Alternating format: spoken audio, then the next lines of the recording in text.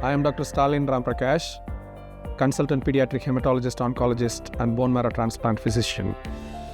I am working in the Aster International Institute of Oncology as part of the Aster Group of Hospitals, Bangalore. Today being the World Sickle Cell Day, I want to create some awareness about the sickle cell disease and what is the expected outcome and what are the curative treatment options available. Sickle cell disease is one of the most common inherited diseases in the world, and almost about 8 million people in the world are living with sickle cell disease, and around 300,000 children are born every year with sickle cell disease globally. Sickle cell disease is a serious disease, and on average, even in developed countries, there is about 20 to 30 years lifespan gap between those with sickle cell disease and those without the sickle cell disease. The outcomes are much severe and worse in deprived countries. And most of this sickle cell disease is concentrated in Africa and sub-Saharan Africa. In many countries, there are screening programs to detect the sickle cell disease soon after birth. It is not widely available across the world.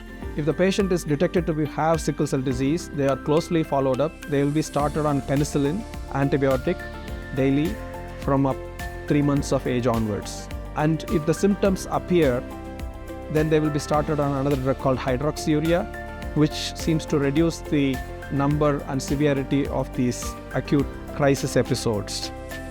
So the patients with sickle cell disease can have multiple clinical features, especially what we call as an acute crisis, where the child can have sudden severe pain, or they can develop a chest crisis where they have sudden difficulty in breathing, or they can have a stroke, or it can lead to long-term problems like the kidneys being affected, lungs being affected, and so on and so forth, joints being affected. And currently, the only curative treatment which is available for sickle cell disease is bone marrow transplant. Any patient who is having severe symptoms will benefit from bone marrow transplant, especially if there is a matched brother or sister. The transplant outcomes have significantly improved.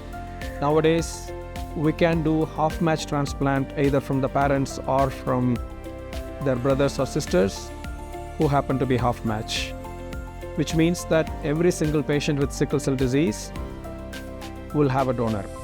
And the transplant outcomes are much better if the transplant is done at a younger age, before multiple organs are damaged because of the complications of sickle cell disease. In the future, it is possible that we will have gene therapy.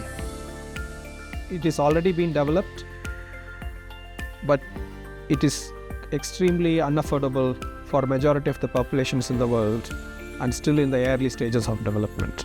Till gene therapy becomes available widely, which may take several decades, the only currently curative treatment which is available is bone marrow transplant, and patients should be aware of that. And ongoing continuous care and making the right decision at the right time is paramount in order to achieve good outcomes in this setting. But bone marrow transplant, if it is successful, the patient will be completely cured and they can have more or less a completely normal life.